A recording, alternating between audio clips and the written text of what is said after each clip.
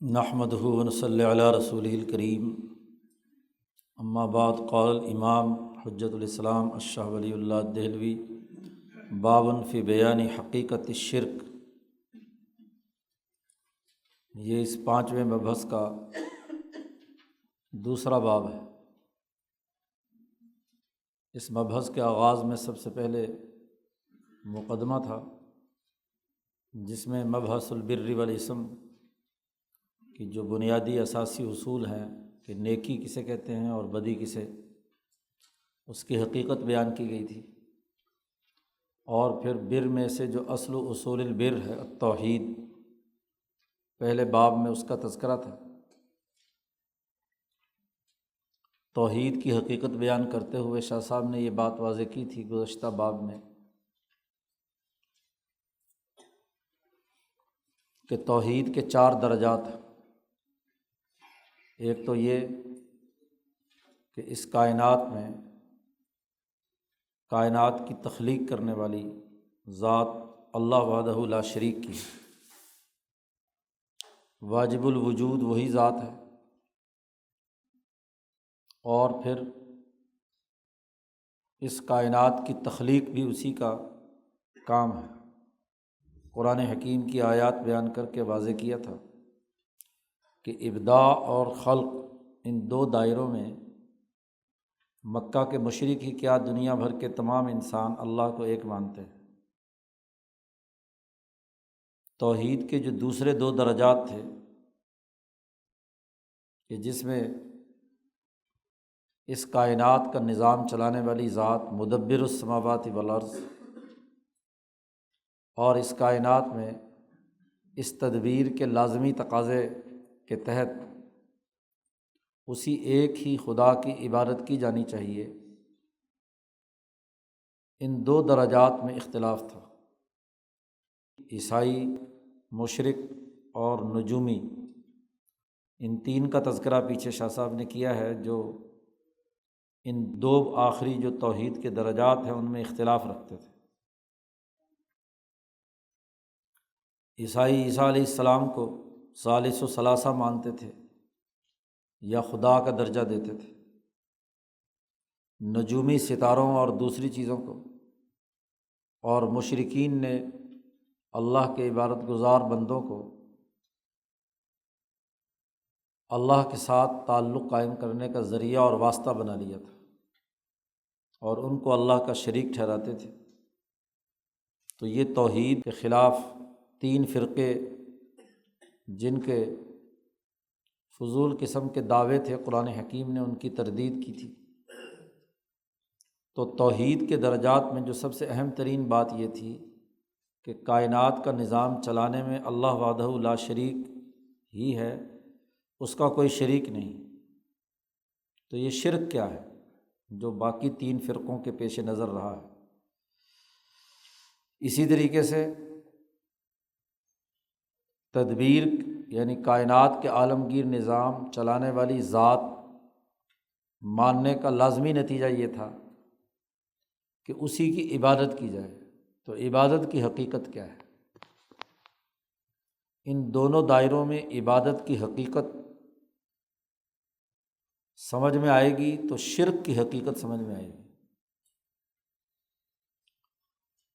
کائنات کے عالمگیر نظام کے ڈسپلن کو ماننا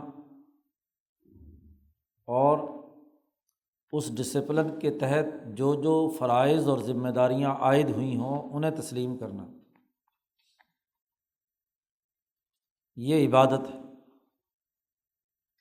اور پھر اس عبادت کے دائرے میں کسی اور کی عبادت کرنا، کسی اور کو اس کے ساتھ شریک ٹھہرانا، یہ شرک ہے۔ تو شاہ صاحب نے یہاں عنوان قائم کیا ہے باب حقیقت الشرک، اور سب سے پہلے جو بات سمجھائی ہے وہ عبادت کی۔ لیکن یہ جتنی بھی گفتگو یہاں پر ہے انتہائی مشکل ہے، فلسفیانہ ہے، عقلی سوالات کے جوابات ہیں۔ شاہ صاحب سے پہلے کہ 1000 سالہ دور میں شرک کے حوالے سے جو تصورات پائے جاتے تھے اور عبادت سے متعلق جو سوالات عقلی اور فلسفیانہ طور پر لوگوں کے دماغوں میں تھے، شاہ صاحب نے ان کا احاطہ کیا ہے اور ان عقلی سوالات کو علمی اور عقلی بنیادوں پر حل کیا ہے۔ اس کا بڑا گہرا تعلق ایک تو فلسفے کی اصطلاحات سے واقفیت ہے،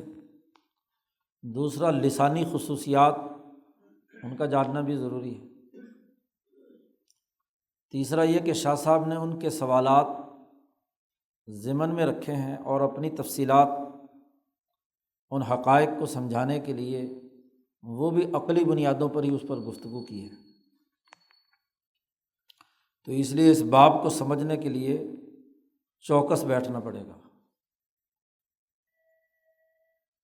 اعلم ان العبادۃ ہی تذلل الاقصی وکون تذلل اقصی من غیرہ لا یخلو اما ان یکون بالصورۃ او بالنیہ۔ یہ بات علمی طور پر جان لینی چاہیے کہ عبادت کا مفہوم کسی کی انتہا درجہ تعظیم ہے۔ تذلل الاقصی،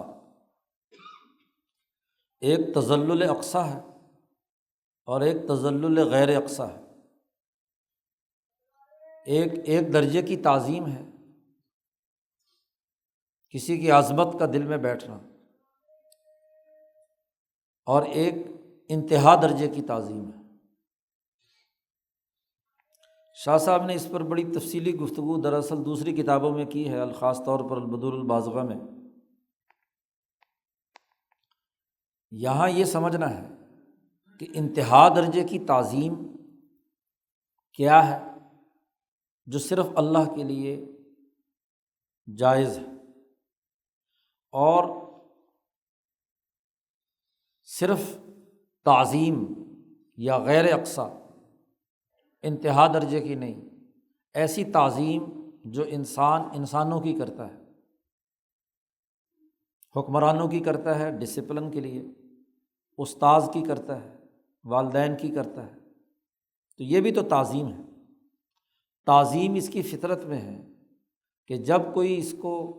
کوئی فائدہ پہنچاتا ہے، کوئی انعام دیتا ہے، اس کے لیے نفع پہنچانے کا ذریعہ بنتا ہے، تو انسان کے دل میں اس کی ایک قدر ہوتی ہے طبعی اور فطری طور پر، اور اس کی وجہ سے وہ اس کی عظمت کو سلام کرتا ہے۔ یہ وہ تعظیم ہے جو غیر خدا کے لیے بھی ہر انسان کرتا ہے، اور ایک تعظیم وہ ہوتی ہے جو صرف اور صرف اللہ کے لیے ہونی ہے۔ تو شاہ صاحب کہتے ہیں کہ عبادت جب انتہا درجے کی تعظیم کا نام ہے، اب اللہ کی ذات کے علاوہ کسی اور کے لیے تعظیم انتہا درجے کی تعظیم کا ہونا، یا اللہ کی ذات کے لیے انتہا درجے کی تعظیم کا ہونا، اس کی عملی طور پر دو ہی شکلیں ہو سکتی ہیں، تیسری کوئی نہیں۔ اما ان یکون بالصورۃ، یا تو تذلل اقصی اور غیر اقصی میں فرق ظاہری شکل و صورت کا ہوگا۔ مثلاً ہم کسی کی تعظیم میں کھڑے ہو جاتے ہیں، قیام کرتے ہیں، اور ایک تعظیم وہ ہوتی ہے جو سجدے میں گر پڑتے ہیں۔ اب کھڑا ہونا یہ ایسی تعظیم ہے کہ یہ انسانوں کے لیے کرتا ہے، یہ شرک میں شامل،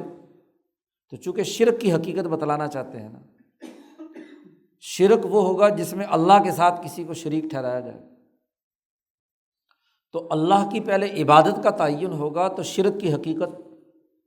واضح ہوگی۔ اب حضور صلی اللہ علیہ وسلم نے خود ایک سردار قبیلے کے آتے ہیں سعد، حضور صلی اللہ علیہ وسلم نے فرمایا، بخاری میں الفاظ آتے ہیں کہ قوموا لسیدکم، اپنے سردار کے لیے استقبال کے لیے کھڑے ہو، قیام کرو اس کی عظمت، اس کی رسپیکٹ کے لیے۔ کوئی معزز مہمان آتا ہے، کوئی سردار آتا ہے، تو اس کا احترام یہ ہے کہ کھڑے ہو کر اس کا استقبال کیا جائے۔ یہ کوئی شرک کے دائرے کی بات نہیں ہے، یہ انسان دل سے اس کا احترام کرتا ہے۔ تو یہ قیام یعنی کھڑا ہونا انسانوں کے لیے، یہ اللہ کے لیے بھی ہے، جیسے اب نماز میں ہم اللہ کے سامنے کھڑے ہوتے ہیں، یا حکمران کے سامنے لوگ ہاتھ باندھ کے کھڑے ہوتے ہیں، تو وہ صرف عظمت ہے، یا بازو ہلاتے نہیں ہیں، مختلف سٹائل دنیا میں ہے، ہاتھ باندھیں یا ہاتھ چھوڑیں اور حرکت نہ کریں، ڈسپلن کے ساتھ کھڑے ہوں۔ اور ایک انتہا درجے کی تعظیم یہ ہے کہ سجدہ، تو دونوں کی شکل و صورت میں اختلاف ہے، تو تذلل اقصیٰ یا انتہا درجے کی تعظیم سجدہ کہلائے گا، اور انسانوں کے لیے جو انسان قیام کرتا ہے وہ غیر اقصیٰ ہے، انتہا درجے کی تعظیم نہیں ہے، یہ انسانوں کے لیے جائز ہے، اور سجدہ انسان کے لیے جائز نہیں ہے۔ ایک آدمی آتا ہے سردار اور حضور صلی اللہ علیہ وسلم کو سجدہ کرتا ہے، تو آپ صلی اللہ علیہ وسلم نے سختی سے منع فرما دیا، اس کو اٹھا دیا کہ یہ حرکت انسان کے سامنے سجدہ نہیں کرے گا۔ تو یہ شکل و صورت کا اختلاف ہے۔ دوسری شکل یہ ہوتی ہے انتہا درجے کی تعظیم کی، جس کا تعلق نیت سے ہے، یہ تو شکل و صورت کے اعتبار سے تعظیم ہے، اور دوسری تعظیم دل سے ہے، نیت ہے۔ نیت کے اندر کس کے لیے آپ آخری درجے کی عظمت رکھتے ہیں، اور کس کے لیے آپ روٹین کے حساب سے جس درجے کا وہ شخص ہے اس کے لیے آپ اس کی عظمت کرتے ہیں۔ اب ظاہر ہے کسی سردار کے لیے کھڑا ہونا، کسی استاذ کے لیے کھڑا ہونا، کسی رہنما کے لیے کھڑا ہونا، وہ اس کو اللہ سمجھ کر تو نہیں کھڑا ہو رہا، وہ اس اعلیٰ ترین درجے کی بات تو نہیں ہوتی، لیکن اللہ کے سامنے کھڑا ہوتا ہے تو انسان کی نیت انتہا درجے کی تعظیم کی ہوتی ہے، نیت اعلیٰ ترین درجے میں وہ کرتا ہے۔ تعظیم کی یہ دو ہی قسمیں ہیں، تیسری کوئی قسم نہیں، یا تو شکل و صورت یعنی اعضاء کی جسمانی ساخت کی بنیاد پر آدمی کے عمل سے دوسرے کو پتہ چلے کہ آپ نے اس کے لیے تعظیم کی ہے، اور دوسرا دل کی نیت، دل کی کیفیت۔ اب عام طور پر سرداروں یا حکمرانوں کے لیے، خاص طور پر بادشاہوں کے سامنے دل میں چاہے ہو نہ ہو مجبوری ہے کہ جب وہ آئیں گے کھڑا ہونا بھی ہے، جی ڈسپلن بھی برقرار رکھنے کے لیے ہے۔ اب جس فرد کو جو اپنا ورکر رہا ہو اس کو صدر پاکستان بنا دیا جائے تو وزیر اعظم کے دل میں اس کی نیت کیا ہوگی، لیکن پروٹوکول کے اعتبار سے اس کو صدر کو کیا ہے، عظمت دینی ہے، رسپیکٹ دینی ہے۔ تو یا تو دل سے، دل کی نیت کا معاملہ ہے، یا شکل و صورت کا ہے کہ آپ کس حوالے سے کر رہے ہیں۔ او بالنیت بان نوی ھذا الفعل تعظیم العباد لمولاہم، جیسے ماتحت لوگ اپنے آقاؤں اور سرداروں کے لیے کرتے ہیں۔ وبذالک تعظیم الرعیہ للملوک او التلامذہ للاستاذ، اور یہ شکل و صورت اور نیت کے اعتبار سے یہ جو تعظیم کی دو قسمیں ہیں، یہ وہی اسی طرح ہے جیسے کیا رعایا اپنے حکمرانوں کی کرتی ہے، یا شاگرد اپنے استاذ کی رسپیکٹ کرتے ہیں۔ لا ثالث لہما، تیسری کوئی شکل اس کے اندر نہیں ہوتی۔ عقلی طور پر دو ہی ممکنہ شکلیں ہیں کسی کی عظمت اور تعظیم کرنے کے، اس کے علاوہ تیسری کوئی شکل نہیں۔ اب اس کا مطلب یہ ہوا کہ عملی طور پر اس سے زیادہ کوئی تعظیم نہیں ہو سکتی کہ انسان اپنی ناک زمین پر رگڑے، سجدہ اور رکوع یا قیام، یہ اس سے کم تر درجے کی تعظیم ہے۔ اب اگر ہم یہ کہیں کہ شکل و صورت کے اعتبار سے جو سجدہ ہے وہ صرف اور صرف اللہ کے لیے ہے، اور قیام جو ہے کھڑا ہونا یہ انسانوں کے لیے ہے، یہ فرق و امتیاز ہم پیدا کریں تو اس پر ایک سوال اٹھتا ہے، اور وہ سوال یہ ہے کہ آدم علیہ السلام کے لیے بھی تو تمام فرشتوں نے سجدہ کیا تھا غیر خدا کو۔ اگر سجدہ صرف اور صرف اللہ کے لیے ہے، انتہا درجے کی تعظیم صرف اسی کے لیے ہے، تو تمام فرشتوں کو حکم دیا گیا کہ سجدہ کرو آدم کو۔ یا اسی طریقے سے قرآن حکیم میں یوسف علیہ السلام کا قصہ آتا ہے کہ یوسف علیہ السلام کے بھائیوں نے، بلکہ باپ اور ماں نے بھی یوسف علیہ السلام کو سجدہ تعظیمی کیا تھا۔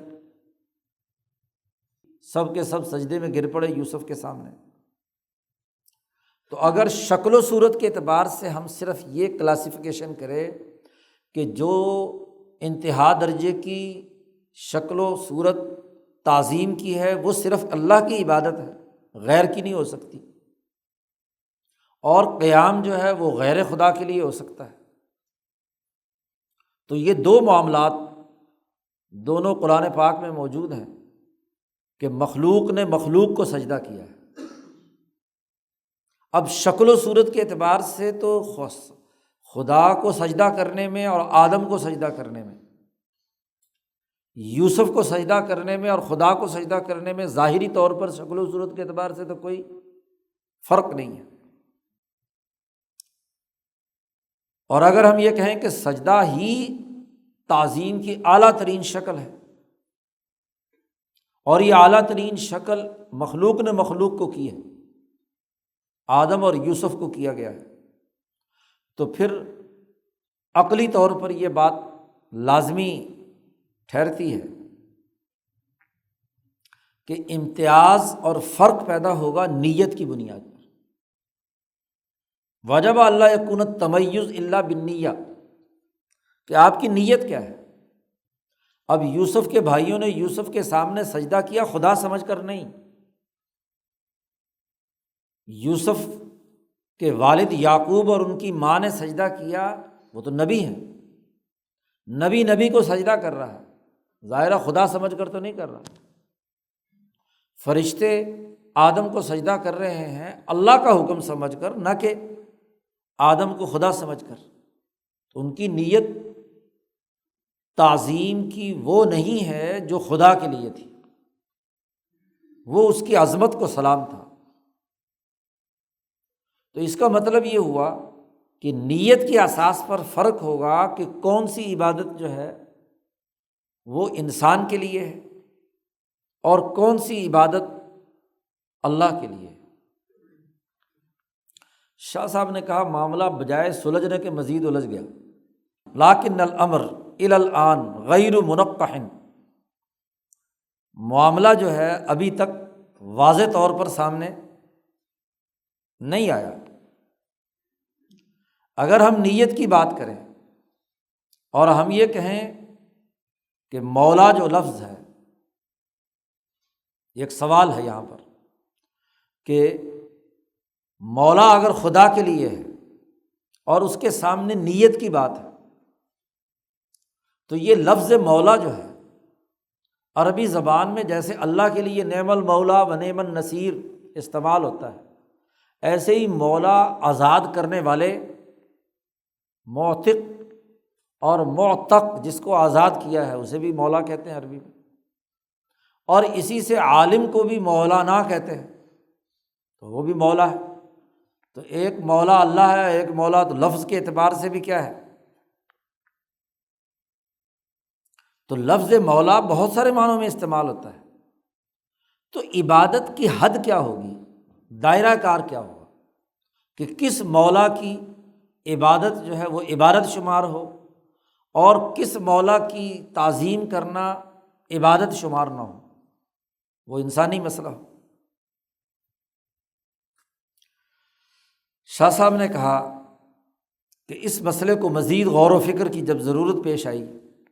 تو فالتنقیح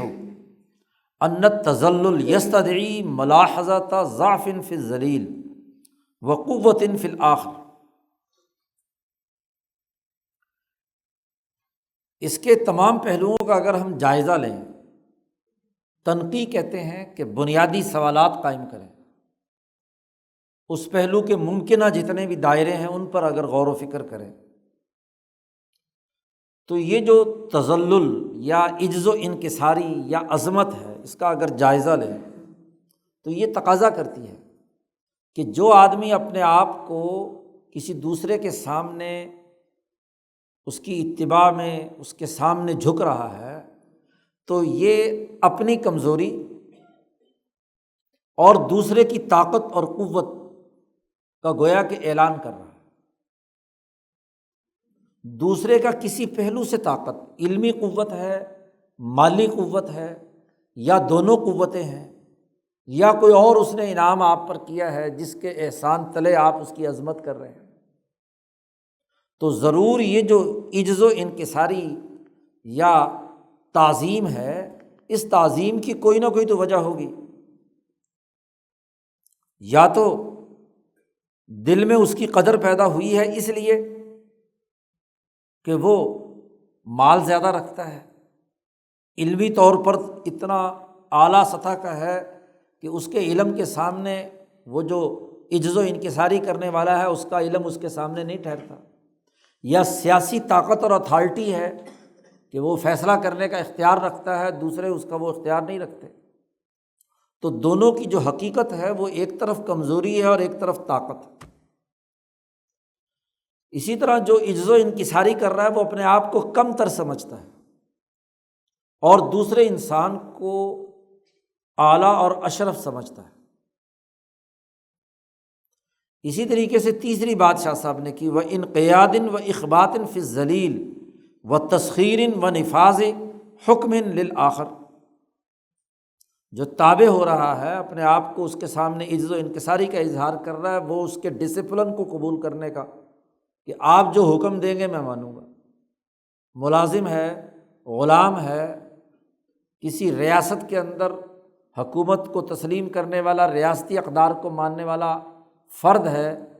وہ اس ڈسپلن کو قبول کرنے، اس کی فرما برداری اختیار کرنے کا اعلان کرتا ہے۔ شاگرد ہے، وہ اپنے استاذ کے ڈسپلن کو، اس یونیورسٹی اور کالج یا ادارے کے ڈسپلن کو قبول کرنے کا اعلان کرتا ہے، اور دوسرے کی طاقت اور قوت کو قبول کرنے کے لیے تیار ہے۔ تو یہ مختلف پہلو ہیں۔ اب جب یہ بات ہے کہ یہ انسانوں میں یہ دو طرح کے پہلو پائے جاتے ہیں، تو شاہ صاحب یہ کہتے ہیں کہ اس تناظر میں اس کا اگر جائزہ لیں، وَالْإِنسان إِذَا خُلِّيَ وَنَفْسَهُ أَدْرَكَ لَا مَحَالَةَ، انسان کو جب آزاد چھوڑ دیا جائے بغیر کسی جبر اور دباؤ کے، تو اس کے علم میں اس کو ضرور اس بات کا ادراک ہوتا ہے کہ وہ قوت کا، طاقت کا، غلبے کا ایک اندازہ لگاتا ہے کہ یہ کس درجے کی طاقت اور قوت ہے۔ اس طاقت اور قوت کے مطابق ہی اس کے سامنے سر جھکاتا ہے۔ وما اشبہہما مما یعبر بہ عن الکمال، جس کو بھی کمال کہا جا سکے، کسی بھی کمال کی وجہ سے کسی کی آدمی عظمت کرتا ہے، تو کمال کی بنیاد پر جو بھی اس نے اس کا ایک اندازہ لگاتا ہے،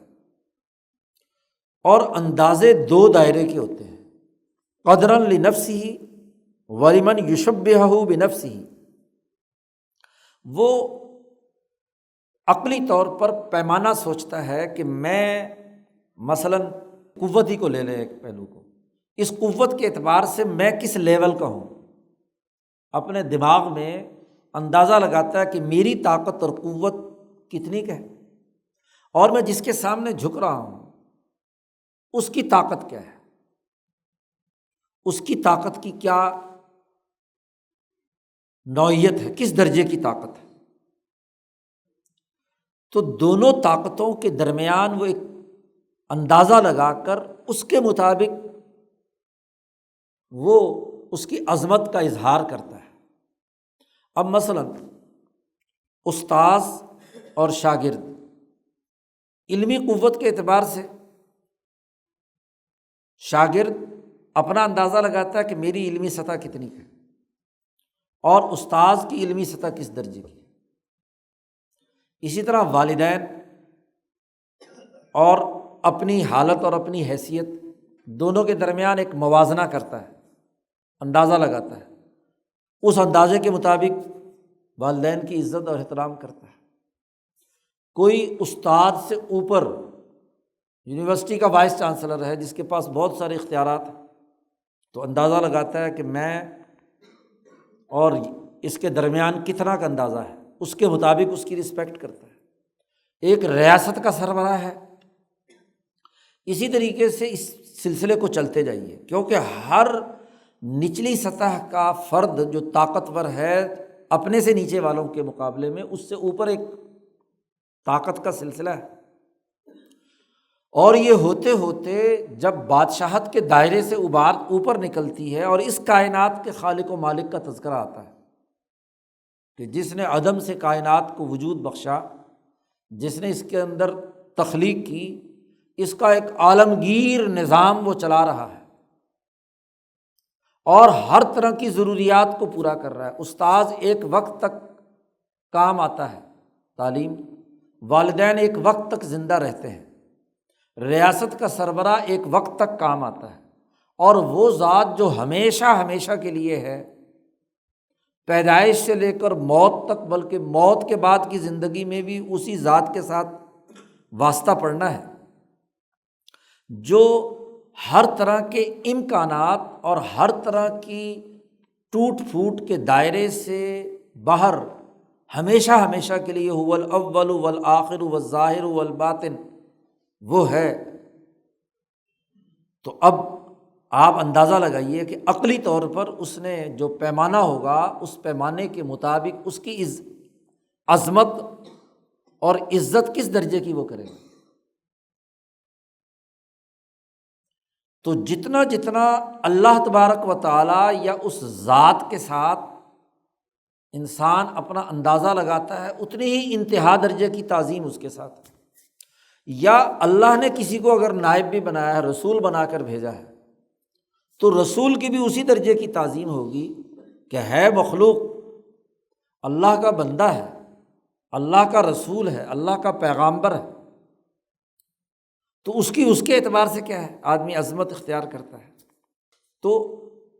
جب ہم نے اس کی تنقیح کی تو ہم نے دیکھا کہ عجز و انکساری کرنے والے میں اور جس کے سامنے وہ کر رہا ہے، اس کے جو فرق و امتیاز کی چیزیں ہیں، اس کے اندر وہ شرف، طاقت، قوت، علم، اختیار، اقتدار پایا جاتا ہے، اور یہ جو عظمت کرنے والا ہے اس کے اندر کمزوری، علمی کمی، مالی کمی یا طاقت کی کمی وغیرہ وغیرہ، اختیارات کی کمی اس کے اندر ہوتی ہے۔ اب یہ عظمت اختیار کرنے والا جب بیلنس شیٹ بناتا ہے تو اس کے مطابق دل میں نیت، تو چونکہ پیچھے ہم نے بات کی تھی کہ نیت سے پتہ چلتا ہے کہ انسان جو ہے یہ جو کام کر رہا ہے اس میں انتہا درجے کی تعظیم ہے یا ادنا درجے کی تعظیم ہے۔ پھر شاہ صاحب نے اس کو ایک اور انداز میں بات کو سمجھایا، خاص طور پر ان چیزوں کے بارے میں جن کا تعلق مغیبات سے ہے، یعنی جو نظروں سے اوجھل ہے، جو تو نظروں کے سامنے ہے، تو وہاں تو انسان پیمانہ بناتا ہے۔ شاہ صاحب کہتے فالعلم بالمغیبات یجعلہ علی درجتین، غیبی چیزوں کے بارے میں جو علم ہے، جو نظروں سے اوجھل ہے، اس کے بھی دو درجے ہیں۔ شاہ صاحب کہتے علم برویۃ و ترتیب مقدمات، وہ علم جس کا تعلق رویے سے ہے، اور رویے کا لفظی معنی عربی زبان کا لفظ ہے، اس کا لفظی معنی ہے غور و فکر کرنا، کہ کاموں کے اندر غور و فکر کرنا، اپنی عقل، اپنی دماغی قوت کو اس پر فوکس کرنا، نظر ڈالنا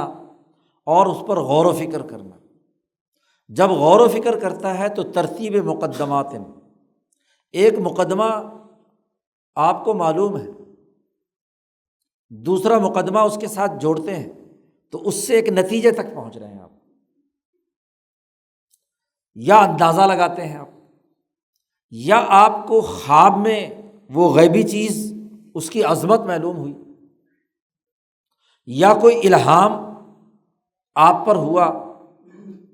جو انسان اپنے دل میں محسوس کرتا ہے۔ تو یہ علم کی مختلف شکلیں ہیں، غیب کے علم کی، کہ ایک چیز آپ کے سامنے نہیں تھی، آپ نے جو ظاہری چیزیں تھیں ان کو جوڑا تو ان کا لازمی نتیجہ سامنے آ گیا۔ دھواں نکلتا ہوا دیکھا، کس لیے نکل رہا ہے، کس وجہ سے نکل رہا ہے، یہ آپ کے علم میں نہیں، غیب ہے آپ کی نظروں سے۔ آپ نے کہا دھواں نکل رہا ہے، مقدمہ ایک۔ دوسرا یہ کہ دھواں جب بھی نکلتا ہے تو کہیں نہ کہیں آگ ہوتی ہے، دوسرا مقدمہ۔ دونوں کو جوڑا تو آپ کہتے ہیں اس دھوئیں کے پیچھے جو چیز غائب ہے وہ اصل میں کیا ہے؟ اب یہ غیب ہے، یہ آپ نے مقدمے دو جوڑے اور ایک نتیجے تک پہنچ گئے۔ یا بسا اوقات ایک چیز غائب ہوتی ہے نظروں سے لیکن آپ اندازہ لگاتے ہیں، جو آپ کے پاس قرائن یا جو چیزیں موجود ہوتی ہیں، مشاہدے میں ہوتی ہیں، ان کا لازمی نتیجہ ایک اندازے کی شکل میں سامنے آتا ہے، آپ کہتے ہیں یہ ہے۔ یا اسی طریقے سے نظروں سے غائب تھی لیکن خواب میں آپ کو وہ تصویر یا وہ چیز دکھائی گئی، اس کا خیال آپ کے سامنے آیا، اس کی عظمت اور اس کی طاقت اور قوت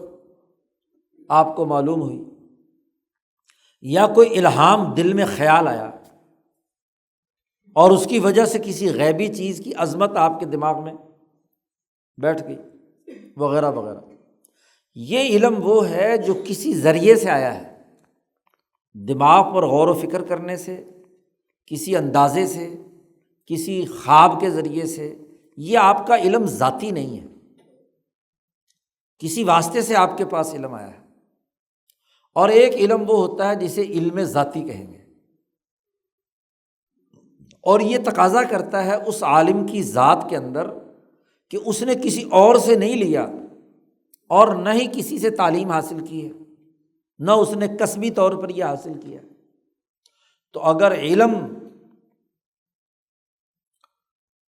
کی قدر بنانا چاہیں تو جو کسی کی سامنے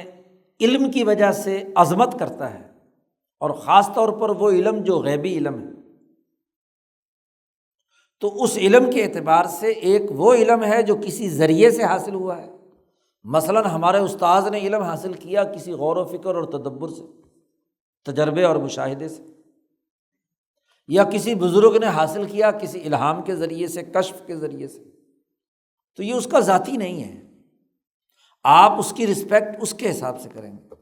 اور ایک طرف ذات باری تعالیٰ ہے کہ جس کا علم خود ذاتی ہے، کوئی کسی اور سے وہ علم اس نے حاصل نہیں کیا، تو وہاں آپ کی نیت عظمت کی کیا ہوگی؟ عالم جب اللہ کو کہیں گے یا علیم کہیں گے اور اس کے سامنے جھکیں گے تو اس کی وہاں نیت اعلیٰ ترین درجے کی ہے۔ ظاہر ہے جو ذاتی علم رکھتا ہے، کسی اور کا محتاج نہیں ہے، اس کی رسپیکٹ تو سب سے زیادہ ہونی چاہیے، یہ عبادت کہلائے گی۔ اسی طرح ایک اور چیز کی طرف شاہ صاحب نے اندازہ لگایا، بات بیان واضح کی کہ مثلاً آدمی کسی کی عظمت اور عزت اس لیے کرتا ہے کہ اس کی بات میں تاثیر ہے، وہ سسٹم چلا رہا ہے، حکومت، ریاست، وہ دوسری لوگوں کو تسخیر کر رہا ہے کسی اتھارٹی کے ذریعے سے، جو لفظ بھی آپ کہہ لیں، تسخیر کہہ لیں، تدبیر کہہ لیں، تاثیر کہہ لیں، اس کے بھی دو درجے۔ کیا وہ یہ جو اتھارٹی کا استعمال کر رہا ہے، سسٹم چلا رہا ہے، کچھ اپنے لیے اعلی کار لوگوں کے واسطے سے چلا رہا ہے؟ جی، براہ راست اشیاء کا استعمال کرنے کے بجائے وہ اپنے اعضاء، اپنے جوارے، اپنی طاقتوں، اپنی مزاجی کیفیت کی وجہ سے کر رہا ہے۔ اس میں گرمی ہے یا ٹھنڈک ہے، تاثیر، کوئی چیز، کوئی دوائی آپ نے کھائی، اس میں گرمی کی تاثیر پائی جاتی ہے، کوئی دوائی ہے جس کے اندر ٹھنڈک ہے، حرارت یا برودت۔ اور اس کی یہ استعداد ذاتی ہے یا کسی کے واسطے سے ہے، تو اس کی عظمت ایک درجے کی ہوگی۔ اور ایک یہ ہے کہ وہ طاقت اور قوت جسمانیت کے دائرے سے باہر تکوینی طور پر انسانی سوسائٹی پر اثر انداز ہوتی ہے، اور کسی واسطے کی بھی ضرورت نہیں، وہ ذات براہ راست کائنات کا ذرہ ذرہ اس کے کنٹرول میں ہے تکوینی نظام کے تحت۔ اسی کو قرآن نے کہا انما امرہ اذا اراد شیئا ان یقول لہ کن فیکون، جب اللہ تعالیٰ کسی چیز کا ارادہ کر لیتا ہے تو اور اس چیز کو ہونے کا حکم دیتا ہے تو وہ ہو جاتی ہے۔ تو گویا کہ کائنات کی ہر چیز اس کے کنٹرول میں ہے۔ تو آپ تاثیر، تسخیر یا تدبیر کے بھی دو درجے، ان کے درمیان موازنہ کریں گے تو ایک اعلیٰ درجے کی انتہائی تعظیم کے قابل ہوگا اور ایک اس سے کم درجے کی تعظیم کا حامل ہوگا۔ اسی طرح عظمت، شرف، طاقت اور بزرگی، اس کے بھی دو درجے ہیں۔ شاہ صاحب نے کہا ایک قسم وہ ہے جیسا کہ کسی بادشاہ کی عظمت اس کے عوام کے، حکمران کی عظمت اس کے عوام کی نسبت سے ہے، کیونکہ پورے ملک اور ریاست پر براہ راست حکمران ہر فرد کی نگرانی تو نہیں کر رہا، وہ جو بھی کچھ کر رہا ہوتا ہے مما یرجع الی کثرۃ الاعوان، اپنے وزراء، اپنی بیوروکریسی، اپنا سسٹم چلانے والے افراد کے ذریعے سے کرتا ہے، کہ اس کے پاس بہت زیادہ طاقت ہے، کسی کے پاس بہت زیادہ مالی طاقت اور قوت ہے، کسی کے پاس بہادری اور دلیری کی عظمت ہے، اور کوئی استاذ ہے اپنے علم کے اندر ماہر ہے، ماہر فن ہے، اس کے مقابلے میں وہ آدمی جو کمزور ہے یا شاگرد ہے، ہاں جی، جو ان چیزوں میں اگرچہ استاذ کے ساتھ یا ان امور میں اس حکمران کے ساتھ بعض امور میں شریک ہے، ویسے ہی اس بادشاہ کی دو ٹانگیں ایسے ہی اس کی بھی ہیں، دو ہاتھ ہیں دو ہاتھ، ویسے ہی وہ بھی کھاتا ہے یہ بھی کھاتا ہے۔ اصلی طور پر تو دونوں میں آپس میں شرکت ہے، لیکن کچھ پہلوؤں سے اس کو بالادستی حاصل ہے، اس لیے آپ اس کے سامنے عزت کر رہے ہیں۔ اور دوسرا پہلو یہ ہے کہ ما لا یوجد الا فی المتعالی جدا، وہ عظمت، وہ شرف، وہ طاقت اور قوت ایسی ذات کے لیے ہے کہ جو ہر طاقت و قوت سے بہت ہی بلند تر ہے۔ تو یہ جو انسان پیمائش کرتا ہے، اس پیمائش کی اساس پر اس کے دل میں جو کیفیت پیدا ہوتی ہے اسی کا نام نیت۔ استاذ کی تعظیم کرتے وقت اور نیت ہوگی، بادشاہ یا حکمران کی عظمت اختیار کرتے ہوئے اور نیت ہوگی، اور جب خدا تبارک و تعالیٰ کے علم، شرف، طاقت، قوت، تسخیر، تدبیر وغیرہ وغیرہ جتنے بھی پیچھے ذکر کیے ہیں ان تمام کا ہاں جی علم ذاتی ہوگا تو اس کے مطابق اس کی عظمت اور احترام اس کے مطابق ہو۔ اب شاہ صاحب کہتے ہیں کہ اب اس پر غور و فکر جاری رکھو، ولا تنی فی تفتیش ھذا السر، سستی مت کرنا۔ شاہ صاحب کہتے ہیں کتاب پڑھنے والے سے کہ لا تنی، سستی مت کرنا اس راز کی تحقیق و تفتیش میں، حتیٰ تستیقن، یہاں تک کہ تجھے پختہ یقین پیدا ہو جانا چاہیے کہ ایک انسان وہ اس بات کا اعتراف کرے کہ امکانی سلسلہ موجودات کا وہ ہوتے ہوتے ہوتے ہوتے ایک ایسی ذات تک جاتا ہے جو لا یحتاج الی غیرہ، وہ کسی غیر کی مکمل محتاج نہیں ہے، بالکل بھی محتاج نہیں ہے۔ آپ جتنے بھی درجے درمیان میں بنانا چاہو، والدین کے، اساتذہ کے، حکمرانوں کے، ہاں جی کسی اور طاقت اور قوت کو آپ لانا چاہتے ہو، سورج کی توانائیوں کو لانا چاہتے ہو، افلاک کو، طاقت کو لانا چاہتے ہو، وغیرہ وغیرہ جتنے بھی درجے، تو سلسلہ موجودات کا جو سلسلہ ہے اس کی توانائیوں اور اس کی قوت اور اس کی شرف اور عظمت کے جتنے درجے بناتے چلے جاؤ، دو دو مثالیں شاہ صاحب نے پیچھے دی ہیں، تو آخری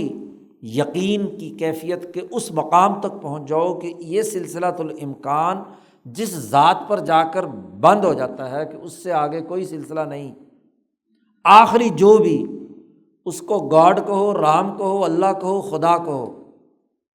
اس طاقت اور قوت ایسے واجب الوجود تک پہنچنا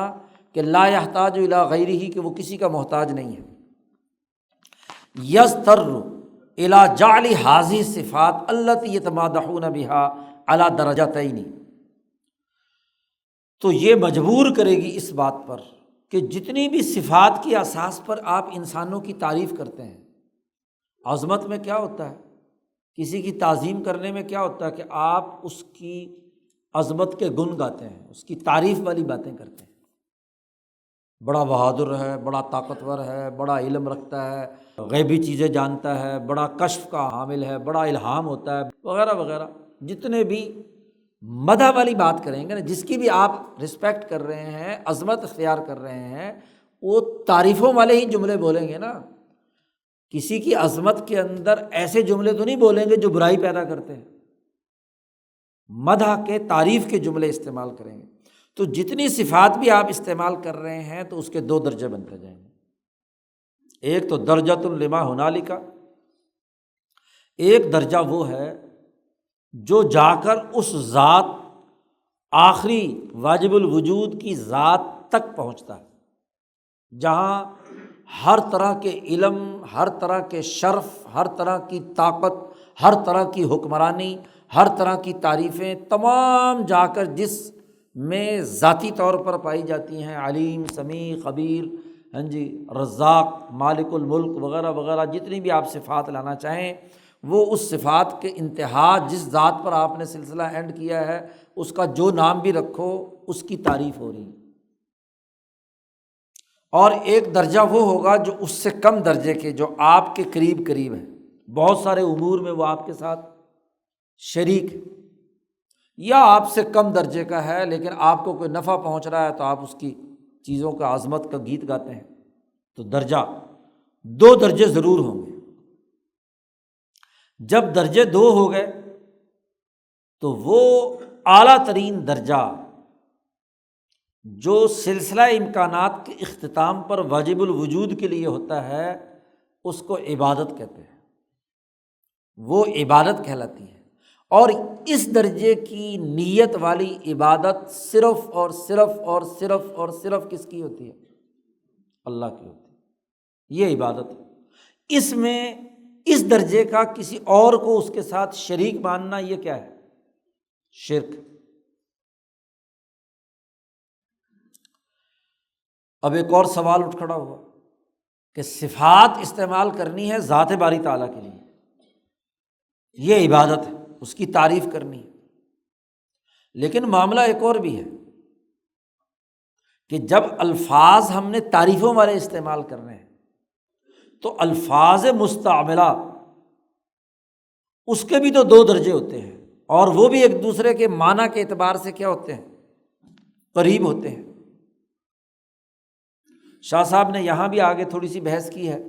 اور بدور بازغہ میں زیادہ تفصیلی بحث کی ہے۔ مثلاً خود نبی اکرم صلی اللہ علیہ وسلم نے ایک ہی لفظ اللہ کے لیے بھی بولا ہے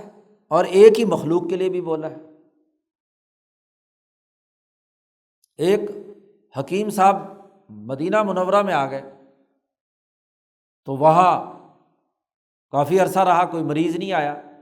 تو اس نے کہا کہ جی میں اتنے دنوں سے یہاں بیٹھا ہوں، کوئی علاج کرانے نہیں آیا۔ اس نے کہا میں طبیب ہوں، تو حضور نے فرمایا الطبیب هو اللہ، طبیب تو کون ہے؟ اللہ ہے، انما انت رفیق، تم تو کیا ہو؟ رفیق ہو۔ لیکن یہ طبیب کا لفظ اس رفیق کے لیے بھی استعمال عربوں میں ہوتا رہا ہے۔ اسی استعمال کی بنیاد پر اس نے اپنے آپ کو کیا کہا کہ میں طبیب ہوں۔ تو طبیب حقیقی اور طبیب مجازی لفظ کے اعتبار سے لفظ تو ایک ہی ہے، ایک مجاز کے طور پر استعمال ہو رہا اور ایک حقیقت کے طور پر استعمال ہو رہا۔ اسی طرح ایک اور مثال کہ ایک حدیث میں حضور صلی اللہ علیہ وسلم نے فرمایا کہ انما السید هو اللہ تعالی، سید اللہ تعالیٰ کے علاوہ کوئی نہیں، اللہ ہی ہے۔ انما، سید صرف اور صرف لفظ السید یہ اللہ کے لیے استعمال ہو رہا ہے، اور دوسری طرف خود حضور نے فرمایا کہ انا سید ولد آدم، میں آدم کی اولاد کا سید ہوں، سردار ہوں۔ اور جب حضور ولد آدم کے سردار ہیں تو اب حضور کی اولاد میں تو سارے کیا اپنے آپ کو سید سید کہتے ہیں۔ اب ایک طرف حضور نے لفظ السید اللہ کے لیے بھی استعمال کیا، اور ایک طرف یہی السید جو ہے خود اپنی ذات کے لیے بھی، اور جو بھی حضور صلی اللہ علیہ وسلم سے نسبی رشتہ رکھتا ہے اس کے لیے بھی استعمال کیا جاتا ہے۔ اب کیسے فرق پڑے گا کہ یہ سید کا لفظ جو ہے یہ غایت درجہ تعظیم ہے، اور یہ سید جو ہے وہ ادنا درجہ تعظیم ہے یا کم درجے کی تعظیم ہے اس کے مقابلے میں؟ تو الفاظ جو دو درجوں میں ہوتے ہیں اور قریب قریب ایک دوسرے سے ہوتے ہیں، فربما یحمل نصوص الشرائع الالہیہ علی غیر محملها، بسا اوقات ایسے الفاظ کو جو خدا کے لیے استعمال کیے گئے ان کو شرائع الہیہ دوسری جگہ پر بھی استعمال کرتی رہی ہیں، جیسا کہ ابھی یہ حدیث دو بیان کی ہیں۔ آگے ایک مثال بھی آ رہی ہے، یہاں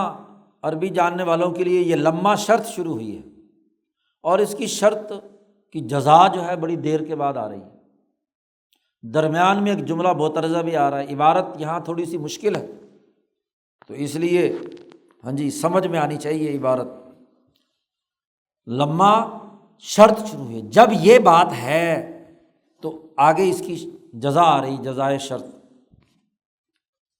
کوئی تقریباً 2 پیراگراف کے بعد، کہ کانت تشبیہ و شرک، یہ آگے اس کی جزا آ رہی ہے۔ تو جب یہ الفاظ کے استعمال 2 درجوں پر ہیں اور شرائع الہیہ میں ان کو دوسری جگہ پر بھی استعمال کیا گیا ہے، اور وہ کثیرا ما یطلع الانسان علی اثر صادر من بعض افراد الانسان او الملائکۃ او غیرہما یستبعدہ من ابناء جنسہ فیشتبہ علیہ الامر، بسا اوقات انسان کسی دوسرے انسان سے یا کسی فرشتے سے یا انسانوں اور فرشتوں سے ہٹ کر کسی اور چیز سے کوئی ایسا عمل صادر ہوتا ہوا دیکھتا ہے کہ جو انسان کے دائرہ اختیار سے عام طور پر کیا ہے، باہر ہوتا ہے۔ تو اب وہ سوچتا ہے کہ اگر یہ انسانی عمل نہیں ہے اور انسان نے کیا ہے تو ضرور اس کا جو مرتبہ ہے وہ زیادہ اونچے درجے کا ہے۔ فَيُثْبِتُ لَهُ شَرَفًا مُقَدَّسًا، اس کے لیے وہ مقدس قسم کا شرف اور بزرگی کا، اور وہ یہ سمجھتا ہے کہ کوئی اس کے اوپر کوئی الوہی اختیارات اس کے پاس آ گئے اور الہی طور پر یہ چیزوں کو تسخیر کا عمل رکھتا ہے۔ عیسیٰ علیہ السلام کو دیکھا کہ پرندے بنا کر اڑاتے ہیں اور وہ پرندہ اڑنے لگ جاتا ہے۔ ایک کوڑی ہے جس کا علاج اس زمانے میں نہیں ہو سکتا تھا، عیسیٰ علیہ السلام ہاتھ پھیرتے ہیں وہ کیا ہے، ٹھیک ہو جاتا ہے۔ تو انہوں نے کہا عام طور پر انسانوں میں تو یہ بات نہیں ہوتی، یا کسی نبی سے کوئی معجزہ صادر ہوا تو اس معجزے کی وجہ سے اس کو سمجھ لیا کہ یہ تو بہت غیر انسانی عمل ہے، تو ضرور یہ نبی نہیں بلکہ کیا ہے، خدا ہے، یا خدا اس کے اندر حلول کر کے آ گیا۔ شاہ صاحب نے کہا وَلَيْسُوا فِي مَعْرِفَةِ الدَّرَجَةِ الْمُتَعَالِيَةِ سَوَاءٌ، پھر اگلی بات یہ بھی ہے کہ یہ جو اعلیٰ ترین درجہ ہے علم کا، شرف کا، تسخیر کا، طاقت کا، قوت کا، جو ہم واجب الوجود کے لیے ثابت کر رہے ہیں، اس کی معرفت میں تمام انسان برابر نہیں ہیں۔ بعض انسان اپنی ذہنی، عقلی اور علمی صلاحیتوں کی وجہ سے ایسے ہیں کہ من یحیط بقوى الانوار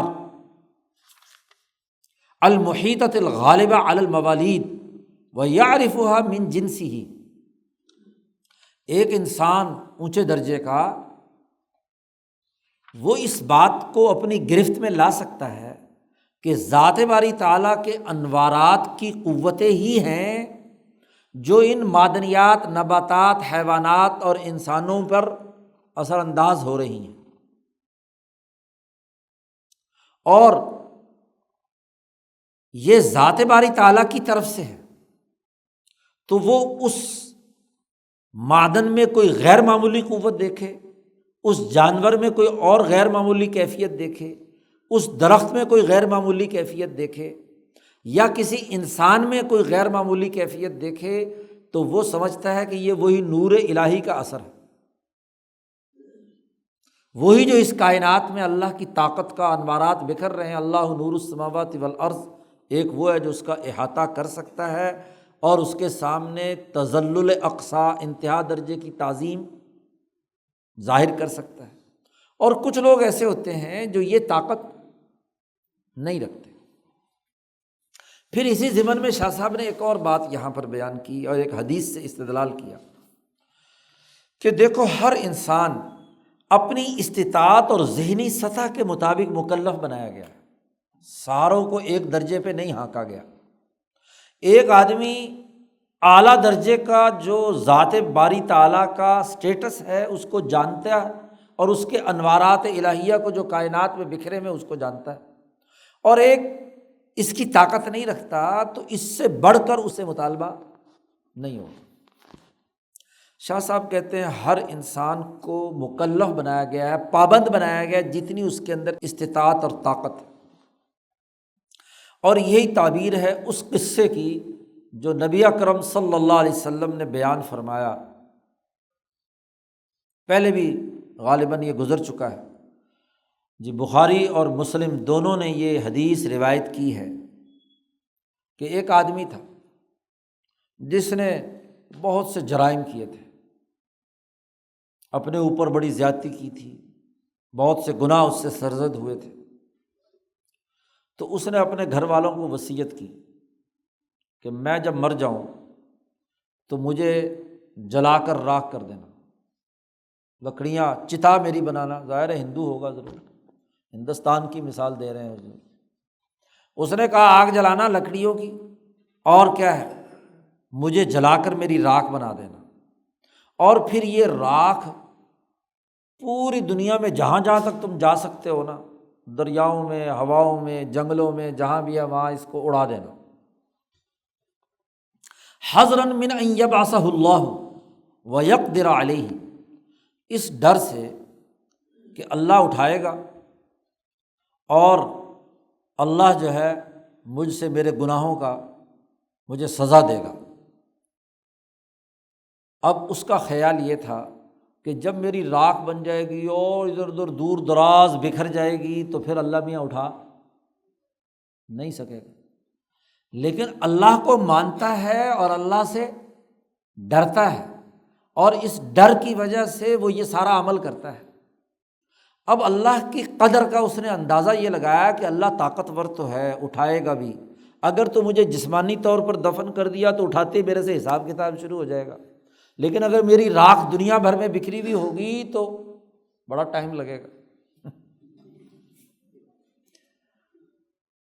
تو یہ خیال کر کے اس نے، تو اللہ میاں فرشتوں کو حکم دے گا کہ بھئی جہاں جہاں راکھ کا اس کا ذرہ ہے نا اٹھا لاؤ، اٹھا کر ہاں جی جمع کر لیا، جمع کر کے اس کو دوبارہ زندہ کر کے کھڑا کر لیا۔ ہاں بھی بتا، تیرا خیال تو تھا کہ تو نے یہ ساری حرکت کیوں کی؟ اس نے کہا جی اللہ میاں مجھے ڈر تھا کہ کہیں مجھے سزا ملے گی گناہوں کی، تو میں نے تیرے ڈر کی وجہ سے یہ سارا کام کیا۔ اللہ میاں کہیں گے جا تجھے معاف کیا جی، کہ یہ جو ڈر ہے اور اس کی، اب اس ڈر کے اس درجہ جو ذات باری تعالیٰ کا درجہ تھا، اس کی اپنی استطاعت ذہنی جتنی تھی اس کے مطابق اس نے درجہ متعین کیا اور اس کے مطابق اس نے ایک عمل کیا۔ تو شاہ صاحب کہتے ہیں کہ اس حدیث کی تعویل اور تعبیر یہی ہے کہ وہ جس درجے کی ذہنی استطاعت رکھتا ہے اسی کے مطابق اس نے جواب دیا اور اللہ نے اسے قبول کر لیا۔ یا جیسے ایک اور حدیث آتی ہے، ایک بچی تھی افریقی، یہ بھی بخاری میں الفاظ، اس سے حضور نے پوچھا کہ اللہ کہاں ہے؟ اشارہ کر دیا آسمان میں، یہ تو مومنہ ہے۔ اب حالانکہ ذات باری تعالیٰ کے لیے کوئی جگہ کا تعین تو نہیں کیا جا سکتا، اور اس کے لیے تو نہ اوپر ہے نہ نیچے ہے نہ ادھر ہے نہ ادھر ہے، اس کے ذہن کے مطابق اللہ کی عظمت اور شرف یہ ہے کہ وہ آسمان میں ہے، تو اس کے درجے میں اس کا ایمان قبول کر لیا۔ شاہ صاحب کہتے ہیں فحاضر رجل استیقنا، یہ آدمی یقین رکھتا تھا جس نے اپنی راکھ بکھیری کہ اللہ تعالیٰ قدرت تامہ رکھتا ہے، لیکن اس کا خیال یہ تھا کہ یہ قدرت ممکنات کے دائرے کی ہے، یعنی جو ممکن چیزیں ہیں ان کو تو اٹھا کر حساب کتاب کرنا ہے، لیکن اتنی دور دراز کی راکھ اکٹھا کرنا یہ تو ممتنعات میں سے ہے اس کے خیال کے مطابق، تو اس لیے اس نے کیا ہے وہ عمل کیا۔ اور اس کا گمان یہ تھا کہ اتنی دور دراز بکھری ہوئی راکھ کو جمع کرنا، اور اس میں سے بھی آدھی اس نے کہا تھا فضاؤں اور جنگلوں میں بکھیرنا زمین پر، اور آدھی جو ہے سمندر کے اندر بکھیرنا، تو کہاں سے اسے اکٹھا کریں گے اور جمع کریں گے؟ اس کے خیال کے مطابق یہ بات ممنوع تھی۔ فلم یجعل ذلک نقصا فاخذ بقدر ما عنده من العلم، اس نے اس کے علم کے مطابق اس کا معاملہ ہوا، جس درجے کی اس کی علمی سطح تھی، اور اس کو کافر نہیں شمار کیا گیا۔ یہ ایک ضمنی درمیان میں بات چل رہی تھی پیچھے اصل کہ یہ جب الفاظ جو استعمال میں آتے ہیں ان کے دو درجے ہیں، اور بسا اوقات وہ لفظ اللہ کے لیے بھی استعمال کیا جاتا ہے، خالق کے لیے بھی استعمال کیا جاتا ہے، مخلوق کے لیے بھی استعمال کیا جاتا ہے، تو پھر فرق و امتیاز کیسے ہوگا کس لفظ کے بارے میں کہ یہ لفظ شرک ہے اور یہ لفظ جو ہے یہ ایمان کی دائرے کا ہے۔ تو شاہ صاحب نے کہا کہ ان الفاظ لما کے جزا آ گئی یہاں، کانت تشبیہ والاشراک بالنجوم، اللہ کے مشابہ تشبیہ کسی مخلوق کے اندر ماننا، یا اللہ کو کسی مخلوق کے مشابہ ماننا، یا کسی مخلوق کو اللہ کے ساتھ شریک ٹھہرانا، خواہ وہ ستارے ہوں یا جو بھی، اور یا اللہ کے نیک بندوں کو جن سے کوئی خرق عادت، کوئی کشف، کوئی دعا وغیرہ قبول ہوئی ہے، ان کو خدا مان کر خدا کی نیت سے ان کے سامنے سجدہ ریز ہونا۔ شاہ صاحب کہتے داءً متوارثاً فیہم، یہ ایک ایسی بیماری تھی جو نسل در نسل نجومیوں میں، نصرانیوں میں اور مشرکوں میں، ان تین طبقات میں جن کا پچھلے باب میں تذکرہ ہوا، ان کے اندر پائی جاتی تھی کہ الفاظ کا جو استعمال ہے وہ غیر خدا کے لیے بھی استعمال کرنے کا مرض یہ موجود تھا۔ اب نبی آ کر کیا کام کرتے ہیں؟ نبی آ کر اس قوم کی ذہنی سطح کے مطابق ان کے ہاں جو الفاظ استعمال میں آ رہے ہیں اسی تناظر میں ان کی شرک کی حقیقت انہیں سمجھاتے ہیں۔ شاہ صاحب کہتے ہیں کل نبی یبعث فی قومہ، ہر نبی جو اپنی قوم میں مبعوث ہوتا ہے فإنہ لا بد ان یفہمہم حقیقت الاشراک، اس کے لیے لازمی اور ضروری ہے کہ لوگوں کو شرک کی حقیقت سمجھائے، کہ تذلل اقصا،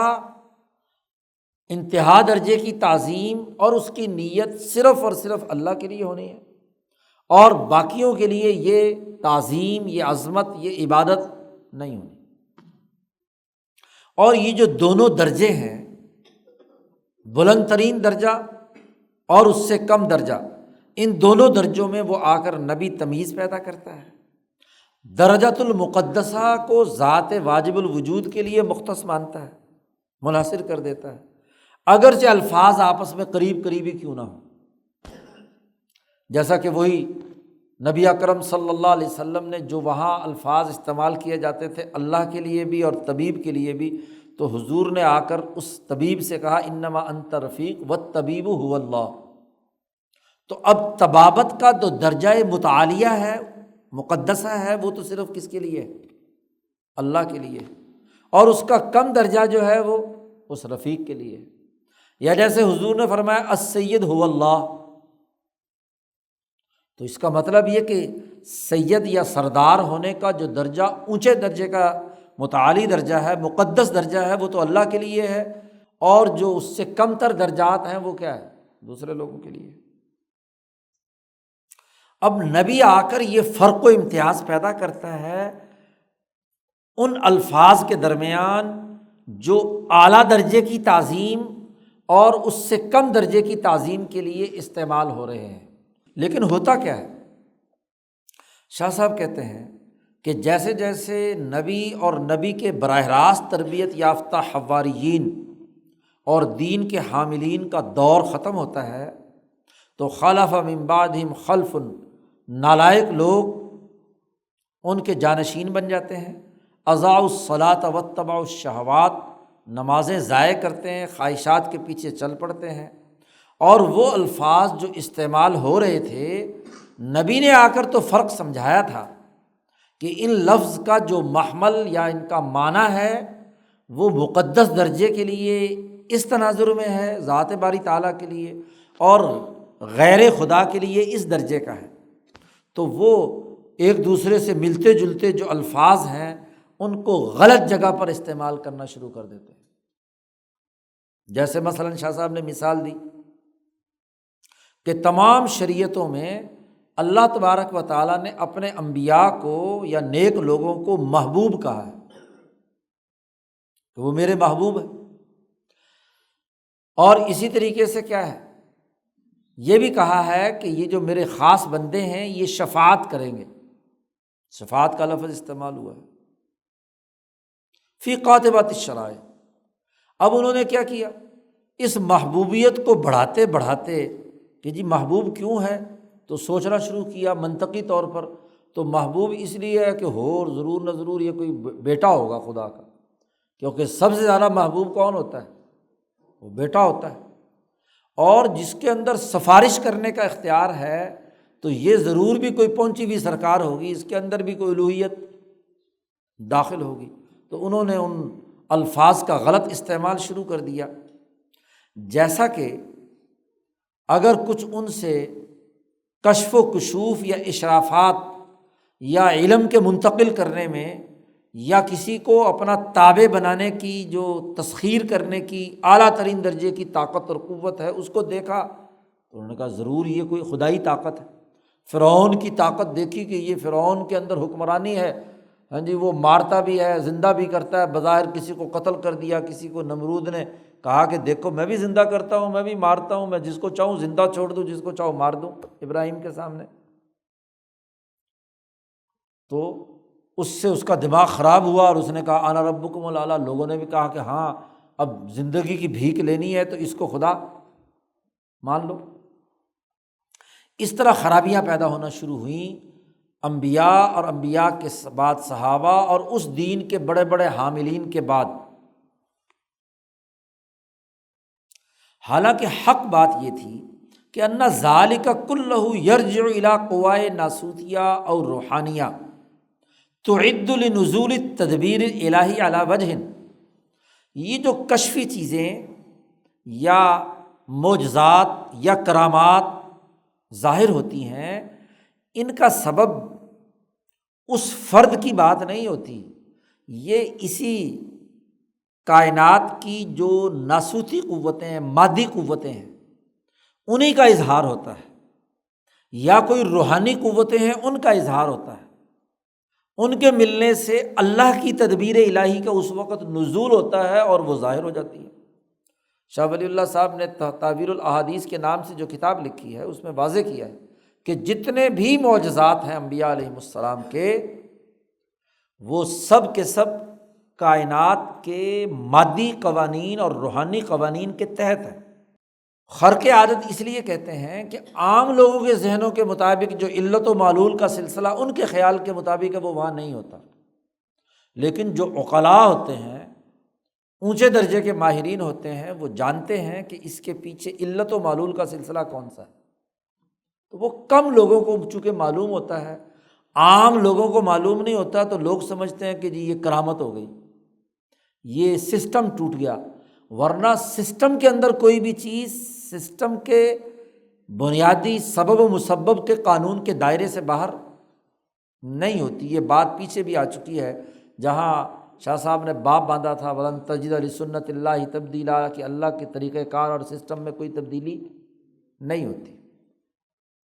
یا ناسوتی قوت ہوتی ہے یا کوئی روحانی قوت ہوتی ہے۔ یہ اس کی ایجاد اس نبی یا اس ولی کی نہیں ہوتی، ایجاد صرف اور صرف اللہ کی ہوتی ہے۔ اس پر مولانا سندھی رحمۃ اللہ علیہ نے بڑی اچھی بات لکھی کہ جتنی بھی یہ خرق عادت کرامات یا مکاشفات ہوتے ہیں، یہ انسان کی ناسوتی قوتوں کا اندرونی نظام وہ حرکت میں آتا ہے، طبیعت انسانی کا۔ جیسے مولانا سندھی کہتے ہیں کہ جیسے داؤد علیہ السلام کے بارے میں قرآن نے کہا النا لہ الحدید، ہم نے ان کے لیے یہ لوہا جو ہے وہ نرم کر دیا تھا۔ لوہے کو پگھلانے کا عمل، سب سے پہلے لوہے کو پگھلا کر غیر ضروری چیزوں سے الگ کر کے خالص لوہے کو الگ کرنے کا جو پروسیجر اور طریقہ کار ہے وہ داؤد علیہ السلام کے ہاتھ پر۔ اب یہ دریافت داؤد علیہ السلام کی ہے، ان کے ہاتھ پر نرم کر دیا۔ تو یہ وہ قوانین اور قوتیں ہیں، کار فرما آگ جلائی اور اس کو پکایا، پھر اس میں سے کیا ہے لوہا الگ ہو گیا، مٹی الگ ہو گئی، باقی چیزیں الگ ہو گئی، صفائی وفائی کا نظام یہ ساری۔ یا جیسے نبی اکرم صلی اللہ علیہ وسلم قوائے روحانیہ، جیسے شق قمر کا معجزہ جو نبی اکرم صلی اللہ علیہ وسلم کے ہاتھ سے اشارے سے ہوا کہ چاند 2 ٹکڑے ہو جاتا ہے، اور مکے والوں کو نظر آ جاتا ہے کہ چاند 2 ٹکڑے ہو گیا انشقاق قمر حضور کے ہاتھ سے۔ اب یہ ناسوتی قوتیں تو ممکن نہیں ہیں، لیکن روحانی قوت جو اس کائنات کے اندر اثر انداز ہیں، ان روحانی قوتوں کے نتیجے میں ایک تدبیر الہی ظاہر ہوتی ہے، کیونکہ ان کا مطالبہ تھا، تو اس مطالبے کے لیے ان پر حجت پوری کرنے کے لیے تدبیر الہی ہے۔ اس کی ایجاد ذات باری تعالیٰ کی ہے۔ نبی کا کام صرف یہ ہے کہ جو روحانی قوتیں تھیں ان کو حرکت دی، ان کو اشارہ کیا انگلی سے۔ اب اس کی بنیاد پر کسی کو خدا کہنا کہ اس سے کوئی کشف و کرامت ظاہر ہو گئی، یا اس سے کوئی ایسی تسخیر اور شرف کی بات ظاہر ہو گئی تو اس کو خدا بنا لینا، یہ بعد کے لوگوں نے خرابیاں پیدا کیں۔ ورنہ انبیاء اس میں فرق و امتیاز اپنے ماننے والوں کے دل و دماغ میں منتقل کرتے ہیں، اور ان کے حواریین اور ان کے صحابہ وہ برقرار رہتے ہیں تو اس کی حفاظت رہتی ہے۔ اور دین محمدی کے بارے میں حضور صلی اللہ علیہ وسلم نے فرمایا کہ لا یزال طائفۃ من امتی قائمین علی الحق، اس میں ایسا نہیں ہوگا کہ سرے سے وہ نسل ہی مٹ جائے جو حق و باطل کے درمیان تمیز پیدا کرنے والی نہ ہو۔ حضور نے فرمایا کہ میرے بعد ایسے لوگ آئیں گے جو اس علم کو اس طرح اٹھائیں گے کما حق ہو، اور وہ ہر طرح کی باطل لوگوں کی تعویلات و تعبیرات، شکوک و شبہات پیدا کرنے والوں کے سوالات کا جواب دینے کا علم رکھتے ہوں گے، اور قیامت تک ایسے دین کے حاملین ضرور رہیں گے۔ دنیا اس لیے دین محمدی قیامت تک اصل حالت میں برقرار رہے گا۔ باقی انبیاء کی تعلیمات اس لیے مسخ ہو گئیں کہ ان کے صحابہ یا تابعین کے بعد کے دور میں نااہل اور ناخلف قسم کے جانشین سامنے آئے، اور انہوں نے وہ بات کا بتنگڑ بنا کر اس کو کچھ سے کچھ بنا دیا۔ اب پچھلی تمام گفتگو سے یہ بات ظاہر ہوئی کہ عبادت انتہا درجے کی تعظیم ہے، اور اس میں نیت کا بڑا عمل دخل ہے، اور نیت کی پیمائش عزت اور احترام کرنے والے کے دل و دماغ کے اندر جو اندازہ ہے کسی بھی ذات کے بارے میں، اس اندازے کے بقدر جس کو وہ مقدس ترین ذات سمجھتا ہے اس کے سامنے وہ سر جھکائے اور اخبات کرے۔ شاہ صاحب اگلی ایک اور بات بھی سمجھاتے ہیں، والمرضى بهذا المرض على اصناف، یہ جو پیچھے بتلایا کہ انبیاء کے بعد ان کے نالائق جانشینوں کے اندر مرض پیدا ہو گیا، تو اس مرض کی بھی کئی قسمیں ہیں۔ پہلی قسم وہ کہ جو اللہ کی جلال اور اس کی عظمت کو بالکل بھول گئے، جیسے شاہ صاحب نے بدور بازغہ میں اس کی مثال دی ہے، جیسا کہ یہ آتش پرست ہے یا سائبین، پتھروں کی پرستش کرنے والے، وہ اللہ کے جلال اور عظمت کو مکمل بھول گئے۔ وہ عبادت کرتے تھے صرف اور صرف اللہ کے شریک جن کو انہوں نے قرار دیا تھا، پتھر یا بت۔ ولا يرفع حاجته الا الیہم لا یلتفت الی اللہ اصلا، ایک لمحے کے لیے بھی اللہ کی طرف ان کی توجہ نہیں ہوتی تھی۔ پھر یہاں ایک بڑی اہم بات کہی شاہ صاحب نے، وَإِن كَانَ يَعْلَمُ بِالنَّظْرِ الْبُرْهَانِ، اگرچہ عقلی دلائل کے طور پر یہ بات جانتے تھے ان کے عقلاء کہ وجود کا سلسلہ ذات باری تعالیٰ پر، ایک خدا پر واجب الوجود پر ختم ہوتا ہے۔ ایک ہے نظر برہانی سے،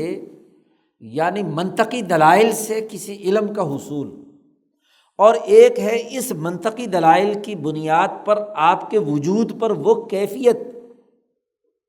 جو کسی کو عظیم سمجھ کر اس کے سامنے جھکتی ہے۔ اب یہ جتنے فلاسفہ یونان یا توران یا ہندوستان، یہ سب کے سب عقلی طور پر تو مانتے ہیں کہ اللہ ایک واجب الوجود ہونا چاہیے، اس کے دلائل بھی ان کے پاس ہے، ایک واجب الوجود ہے، باقی سارے ممکن الوجود ہیں، اور یہ امکانیات کا سارا سلسلہ جا کر واجب الوجود پر، کیونکہ اگر وہ نہ مانیں تو ان کے اپنے عقلی دلائل کے مطابق یا دور لازم آئے گا یا تسلسل لازم آئے گا۔ انہوں نے کہا دونوں چیزیں باطل ہیں، عقلی طور پر یہ بات درست نہیں ہو سکتی کہ سائیکل دوبارہ واپس آ کر آ جائے اور بس وہی سائیکل، اس سائیکل کو بھی تو کوئی گھمانے والا ہوگا جی، تو تسلسل بھی نہیں ہو سکتا، یہ بھی نہیں، تو ضرور کہیں نہ کہیں ایسا اینڈ مانیں گے کہ اس سے آگے وہ سلسلہ نہیں چلے گا جو از خود ہوا تھا، واجب الوجود تھا۔ تو عقلی طور پر تو مانتے ہیں، لیکن ان کے دل دماغ، ان کے وجود پر اس کی عظمت نہیں بیٹھی۔ تو علمی طور پر ماننا اور بات ہے، اور اپنے وجود پر اس کو کیفیت کے طور پر طاری کرنا یہ اور بات ہے۔ تو شاہ صاحب کہتے ہیں کہ ایک تو وہ لوگ ہیں اس مرض کے مریض کہ اللہ کی طرف ان کے قلب کی کبھی توجہ ہی نہیں ہوئی، ان کی تمام تر توجہات، مثلاً یہ فلاسفہ یونان ہی عقول عشرہ یا 10ویں عقل کو ہی سب کچھ سمجھتے تھے کہ یہ عقل فعال ہے، یہی سارا کام کر رہی، بس اسی میں الجھے رہتے تھے۔ تو اللہ کی طرف ایک لمحے کے لیے بھی واجب الوجود کی طرف توجہ نہیں ہے، بلکہ انہوں نے کہا جی بس وہ تو انگلی لگا کے کائنات کا بٹن آن کر دیا، بنا دی کائنات اور بٹن آن کر دیا، اس کے بعد وہ تو فارغ ہو کر ختم۔ اب وہ جو عقل عاشر یا 10ویں عقل ہے وہی کائنات کا سارا نظام چلا رہی ہے، اور پھر اسی کے اوپر ساری عقلی بنیادیں۔ ایک وہ ہے۔ دوسرا طبقہ وہ ہے کہ جن کا پیچھے 3 کا تذکرہ ہوا، مشرکین مکہ تھے، یہود، نصارہ اور منافقین تھے، تو ان کے بارے میں یہ ہے کہ یہ تو اعتقاد رکھتے تھے کہ اللہ جو ہے وہی سید ہے، وہی مدبر ہے، لیکن کیا ہوا، اس اللہ نے کچھ الوہی اختیارات یا شرف اور بزرگی کے اختیارات یا لباس، خلعت، وہ اپنے کچھ بندوں کو عطا کر دی، اور وہ بعض کاموں کے اندر وہ آل نال ہے، متصرف ہیں، خود جو مرضی کام کریں، اور ان کی سفارش کو اللہ کبھی رد نہیں کرتا، ان کی سفارش کو ضرور قبول کرتا ہے۔ ان کا خیال یہ تھا کہ جیسے شہنشاہ مطلق اپنے کسی علاقے کی ایک ریاست یا کسی ضلع یا کسی صوبے یا کسی علاقے کو کسی ذیلی بادشاہ کے سپرد کر دے کہ لو بھی تو جو مرضی کرتا رہے، اور اس مملکت کی تدبیر اس کے سپرد کر دے، بڑے بڑے کام تو خود ہی کرے، چھوٹے چھوٹے کام نیچے اہلکاروں کے سپرد کر دے۔ اور اس وجہ سے ان کی زبان پر بھی یہ بات ہو کہ یہ بھی ہیں تو ویسے اللہ کے بندے، لیکن یہ اللہ کے برابر اختیارات کے حامل ہیں، اور اسی کی بنیاد پر وہ اللہ کا بیٹا کہیں گے، اللہ کا محبوب کہیں گے، اور پھر جب اپنے آپ کو ان کا بندہ قرار دینے کی بات کریں گے تو پنجابی میں تو غلام کا لفظ استعمال کریں گے، غلام فلاں اور غلام فلاں، غلام علی، غلام حسین اور فلاں، اور یہاں عربوں کے ہاں تھا عبد المسیح عیسائی، یا عبد العزیٰ کہ عزیٰ کا بندہ، مسیح کا بندہ، اور یہاں ہمارے ہاں غلام کا چکر چلتا ہے۔ تو گویا کہ اس کو اختیارات کا مالک سمجھ کر ایک درجے میں اس کی غلامی یا اس کی عبادت کا اعلان کرتے ہیں۔ شاہ صاحب کہتے ہیں کہ یہ مرض وہ تھا جو یہودیوں، نصرانیوں، مشرکین اور دین محمد کے آج ہمارے زمانے کے منافقین میں بھی پایا جاتا ہے۔ اس کی تفصیلات الفوز الکبیر میں آپ نے سنی ہوں گی۔ بعض الغلاۃ من منافقی دین محمد صلی اللہ علیہ وسلم یومنا ھذا، ہمارے آج اس زمانے میں شاہ ولی اللہ صاحب کہتے ہیں کہ غالی قسم کے جو دین محمدی کے منافقین ہیں ان کے یہاں بھی پایا جاتا ہے، وہ بھی پیرا دتا، اللہ دتا کے بجائے وہ پیرا دتا بن جاتا ہے، پیر بخش، پیر نے بخشا تھا، تو وہ اس کے ساتھ کوئی نہ کوئی اس کی مناسبت پیدا کر دیتے ہیں، اور اس کی غلامی اور اس کے تابع ہونا، اس کی شرف اور عظمت کو اسی درجے میں اختیار کرنا، یہ ان کے ذہن میں پایا جاتا ہے۔ شاہ صاحب کہتے ہیں ولما کان مبنی التشریع علی اقامت المظنہ مقام الاصل عد اشیاء محسوسۃ ہی مظان الاشراک کفرا، جب تشریعی نظام سسٹم بنایا جائے گا تو سسٹم نیتیں تو نہیں دیکھتا نا، اب عبادت کا آخری درجہ یا صحیح تعلق تو نیت سے ہوا، اور کرنے والے کے ذہن میں جو تقدیر، قدر ہے، اندازہ ہے، پیمائش ہے، اس کے مطابق وہ اختیار کرتا ہے۔ تو سسٹم کسی کا دل چیر کے تو نہیں دیکھ سکتا کہ بھائی اس کی نیت کیا ہے اور کیا نہیں ہے۔ شریعت کا جو بنیادی دائرہ ہوتا ہے، اس کی بنیاد جو ہوتی ہے، ایسے معاملات میں جہاں دل کی کیفیت معلوم نہ ہو تو اس کے قائم مقام اس کے اس ظاہری عمل کو رکھا جاتا ہے کہ کون سا عمل بد نیتی کی ظاہر کرتا ہے اور کون سا عمل اچھی نیت کو ظاہر کرتا ہے۔ قانون کا طریقہ کار یہ ہے۔ تو پھر جو محسوس اشیاء ہیں ان کو اگر وہ شرک کے طور پر ہو رہی ہیں تو ان کو کفر قرار دیتا ہے، جیسے مثلاً بتوں کے سامنے سجدہ کرنا، بتوں کے لیے جانور ذبح کرنا، ان کے نام کی قسم اٹھانا وغیرہ وغیرہ۔ اس کی تفصیلات آگے آ رہی ہیں، اگلا باب آ رہا ہے جس میں اقسام الشرک، کہ شرک کی کون کون سی قسمیں ہیں، اس میں شاہ صاحب نے ان تمام کو تفصیل سے بیان کیا ہے کہ تو کہ تشریعی نظام بیان کرنا ہے، اور تشریعی نظام میں وہ ظاہری کون کون سی چیزیں ہیں جو دو ٹوک طور پر منع کر دی گئیں کہ یہ شرک اور کفر ہے، یہ ذات باری تعالیٰ کی عبادت سے تعلق نہیں رکھتی، اور کون کون سی باتیں ہیں جو حقیقتاً اللہ کی عبادت ہیں اور وہ عبادت کے طور پر ہی استعمال کی جانی ہیں۔ تو اللہ کی عبادت کے امور ایسے جن کو محسوس کیا جا سکتا ہو، جن کی کاؤنٹنگ ہو سکتی ہو، وہ متعین کر دیے، اور وہ جو شرک سے تعلق تھے ان کو بھی متعین کر دیا، کیونکہ سسٹم ظاہر کو دیکھتا ہے، سسٹم باطن اور دل کی باتوں کو، دل تو اللہ میاں جانے اور بندہ جانے۔ شاہ صاحب کہتے ہیں یہ جو میں نے شرک کی حقیقت معلوم کی ہے کہ اصل نیت کا اعتبار ہوتا ہے، اصل دل کی کیفیت کا اعتبار ہوتا ہے، اور کرنے والے کی ذہنی سطح کے مطابق ہوتا ہے، یہ جو میں نے حقیقت معلوم کی ہے شرک کی، یہ میرے سامنے ایک واقعہ وقوع پذیر ہوا، اس کے ذریعے سے یہ پورا علم کا دروازہ مجھ پر کھلا جی، ورنہ تو اس سے پہلے لوگ مشرک مشرک مشرک ہر آدمی کو مشرک بنانے کے چکر میں رہتے تھے۔ یہ جو توحید کے 4 درجات اور ان کی تفہیم اور پھر شرک کی حقیقت کا یہ جو جی قدر و منزلت کے تناظر میں جو بات شاہ صاحب نے پوری اس باب میں کی ہے، تو شاہ صاحب کہتے ہیں اس کے لیے ایک واقعہ وقوع پذیر ہوا، اور وہ کیا تھا؟ شاہ صاحب کہتے ہیں وَكَانَ أَوَّلُ فَتْحَ هَذَا الْعِلْمَ عَلَيَّ، یہ علم کا دروازہ جو سب سے پہلے مجھ پر کھلا شرک کی اور توحید کی حقیقت کے سلسلے میں، وہ یہ کہ ان رفع لی قوم، مجھے مشاہدہ کرایا گیا ایک ایسی قوم کے بارے میں کہ جو قوم ایک زہریلی چھوٹی سی مکھی کے سامنے سجدہ کیے ہوئے، بڑے بڑے بت اور پتھر اور طاقتوروں کے سامنے تو سب لوگ جی سر بسجود ہوتے ہیں، وہ انسانی قوم ایسی تھی جو یسجدون لذباب صغیر سمی، زہریلی مکھی تھی، ڈنگ مارتی تھی، تو وہ اس مکھی کے سامنے کیا ہے، سارے لوگ سجدہ ریز ہیں۔ لا یزال یحرک ذنبہ و اطرافہ، وہ زہریلی مکھی اپنی دم بھی ہلا رہی تھی اور اپنے دونوں پر بھی ہلا رہی تھی۔ فنفس فی قلبی هل تجد فیہم ظلمۃ الشرک، شاہ صاحب سے کہا گیا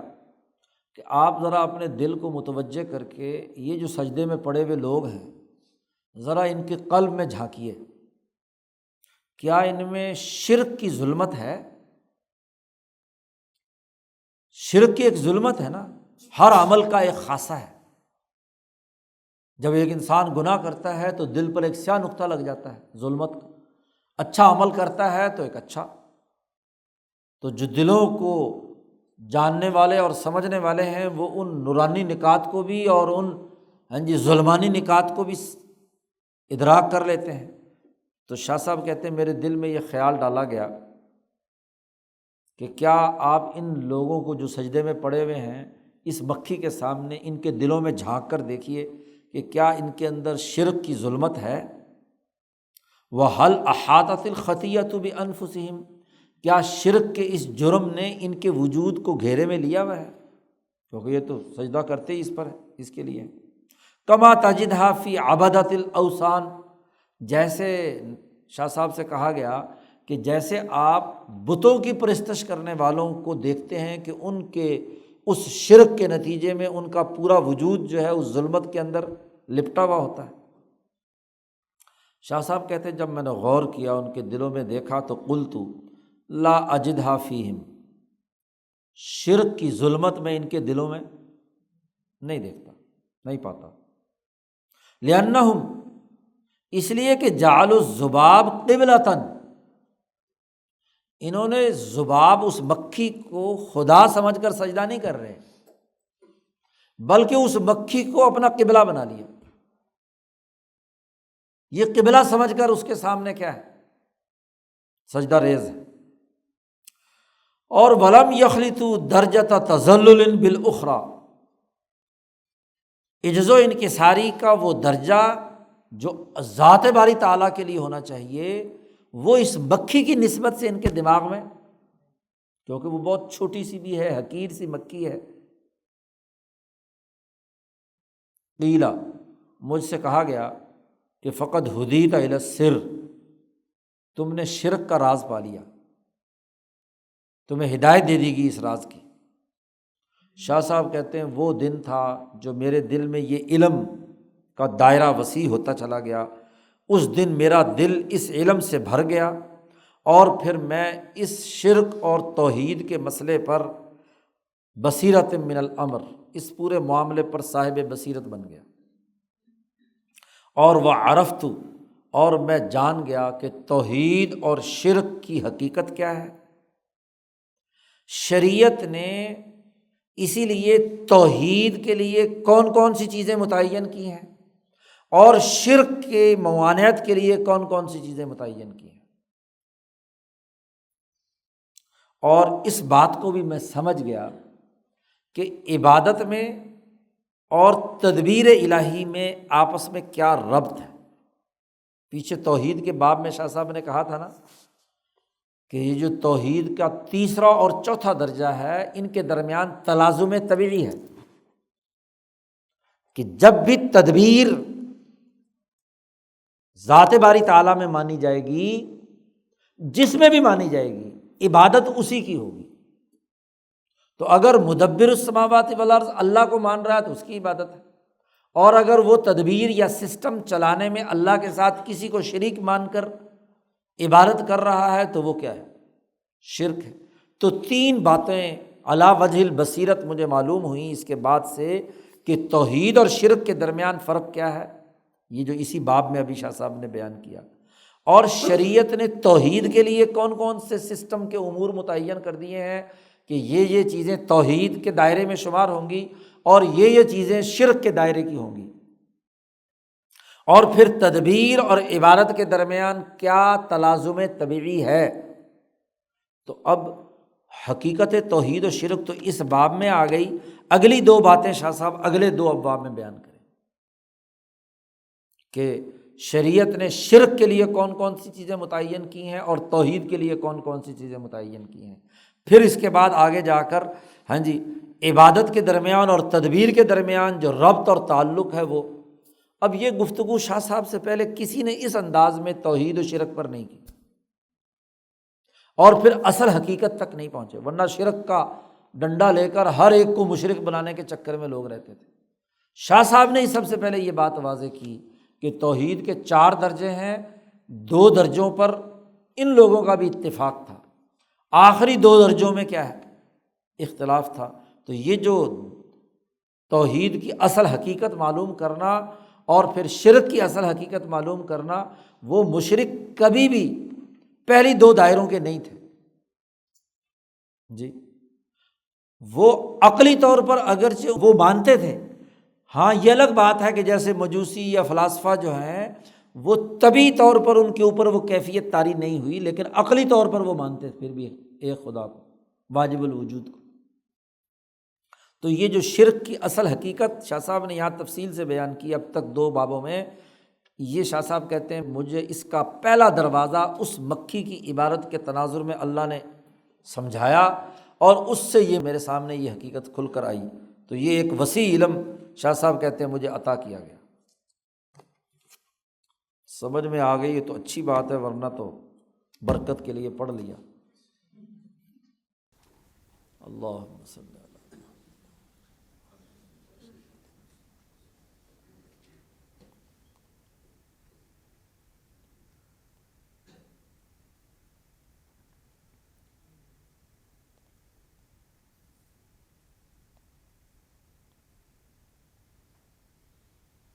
اجمعین۔